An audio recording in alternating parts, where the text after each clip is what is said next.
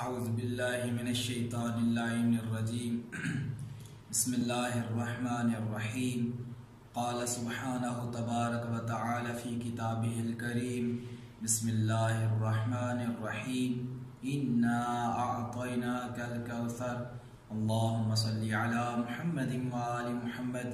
वाजिबुल एहतराम नाज़रीन किराम, अस्सलामु अलैकुम।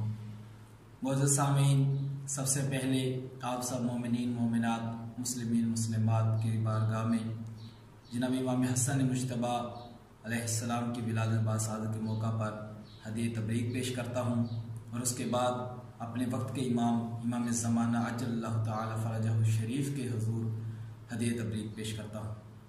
अज़ीज़ान मोहतरम, आज मेरा दिल है कि मैं जितनी देर गुफ्तगू करूँ मेरे अल्फाज हुस्न इमाम हसन का तवाफ़ करते हुए नजर आए। कौन इमाम हसन? किसे कहते हैं इमाम हसन? जो हुसैन से पहले ज़हरा की आंखों की ठंडक बन जाए, जो हुसैन से पहले अली की गोद की जीनत बन जाए, जो हुसैन से पहले रसूल के हाथों के ऊपर मिसले कुरान आए। अरे बाबा, उस हस्ती को कहते हैं हसन कि जो झूले में बैठ के लोहे महफूज का मुताला कर ले। अज़ीज़ान मोहतरम, 15 रमज़ानुल मुबारक इमाम हसन मुज्तबा के विलादत का दिन है। जनाबे उम्मे ऐमन से रिवायत है, वो फरमाती हैं कि एक रात अली ने मुझसे कहा कि अम्मा जान, आज आप अपने घर ना जाइएगा बल्कि मेरे घर में ही तशरीफ़ रखें, आज अल्लाह मुझे वारिस अता करने वाला है। जनाबे उम्मे ऐमन फरमाती हैं कि मैं सारी रात जनाबे सैयदा के पास रही। मैंने देखा कि जनाब सैयदा मुसल्ले इबादत पर मौजूद हैं और अल्लाह के जिक्र में मसरूफ़ हैं। कभी सुबूहन तो कभी कुद्दूसन की तस्बीह को अदा कर रही हैं। जनाब उम्मे ऐमन फरमाती हैं, मैं परेशानी के आलम में हुजरे से बाहर आ गई और आसमान की तरफ देखा और देखकर कहने लगी, परवरदिगारा तू भी सच्चा है, तेरा अली भी सच्चा है, जो मैं देख रही हूँ वो भी सच है। अली कहते हैं कि मेरे घर मेरा वारिस आने वाला है, लेकिन मैं जनाब सैयदा में ऐसे कोई आसार नहीं देख रही। जनाब उम्मे ऐमन फरमाती हैं कि मैं अभी ये अपने जहन में सोच रही थी कि मेरे कानों में आवाज आई। मैं भाग के जब हुजरे में वापस पहुंची, मैंने देखा कि एक नौमौलूद बच्चा है जिसने अपनी पेशानी को सजदे में रखा हुआ है और बुलंद आवाज से ये कह रहा है, सुब्हान रब्बियल आला व बिहम्दे। ये है वो हस्तियां कि जो अपनी विलादत के मौके के ऊपर भी उस खुदा की वहदानियत का इकरार करती हैं।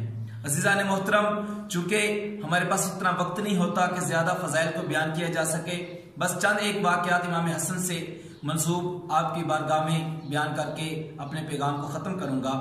अज़ीज़ान मोहतरम, एक वक्त ऐसा आया कि हाकिम शाम ने इमाम हसन अलैहिस्सलाम को अपने दरबार में बुलाया। चूंकि दावत थी लिहाजा इमाम हसन गए। जब वहां पर पहुंचे तो हाकिम वक्त ने एक प्लान किया हुआ था कि इस प्लान के तहत ये निशस्त होगी। उसने यूं इंतजाम किया कि वहां पर जो दरबार में खुतबा मौजूद थे उनसे ये कहा था कि मेरे अजदाद के फजाइल तुमने पढ़ने हैं। अब एक एक करके खतीब आता और हाकिम शाम के अजदाद के फजाइल पढ़ना शुरू कर देता। जब सब फजाइल पढ़ के चले गए तो उस वक्त हाकिम शाम ने कहा, ए बतूल के बेटे, आप भी आइए और अपने फजाइल बयान कीजिए। अज़ीज़ान मोहतरम, अब अली का बेटा था, खतीब मिंबर सलूनी का वारिस था। जैसे ही वो मिंबर पे आया और आकर मौला ने ये खुतबा इरशाद फरमाया। मौला ने फरमाया, बिस्मिल्लाहिर्रहमानिर्रहीम, लौ क़ुमतु अला हाज़ल मक़ाम हौलन फ़हौलन फ़अज़कुरु मा आतानी अल्लाहु मिनल फ़ज़्ल लम तुहसिहु।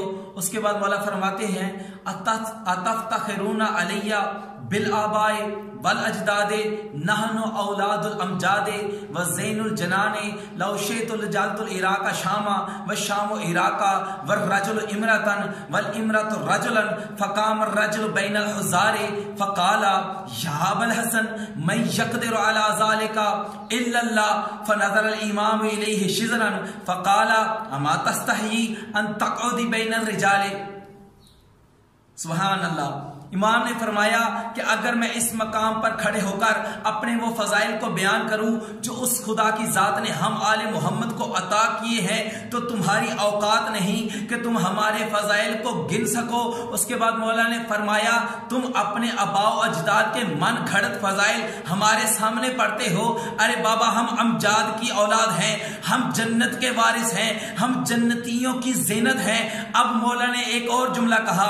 मौला ने फरमाया अल्लाह ने हमें यह ताकत अता की है, अगर मैं चाहूं तो इराक को शाम कर दूं, शाम को इराक कर दूं, औरत को मर्द कर दूं, मर्द को औरत कर दूं। जब ये जुमले मौला हसन ने फरमाए, एक बदबख्त सामने से खड़ा हुआ और खड़ा होकर कहने लगा, ऐ अबुल हसन, अल्लाह के सिवा कौन इस चीज के ऊपर कादिर है?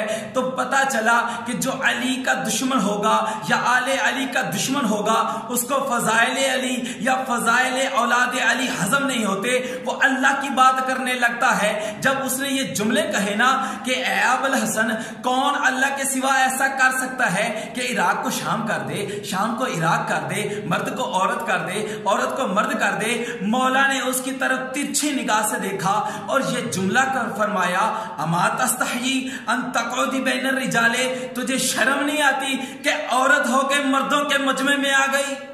अजीजान मोहतरम, ये जुमले इरशाद फरमाए मौला ने। और जब उस बदबख्त ने अपने वजूद के ऊपर नजर की तो वो औरत में तब्दील हो चुका था। अजीजान मोहतरम, खुदा ने हमें अहल से इमाम अता फरमाए हैं कि अगर वो चाहें तो हर वक्त अल्लाह की इस कायनात में तसर्रुफ कर सकते हैं। एक और वाक़या सुन लीजिए अज़ीज़ान मोहतरम कि इमाम की पावर क्या होती है, इमाम का कायनात में तसर्रुफ क्या होता है। एक जगह पर एक बंदे ने पूछा, या अली ये बताइए कि जो इमाम होता है उसके पास क्या ताकत होती है?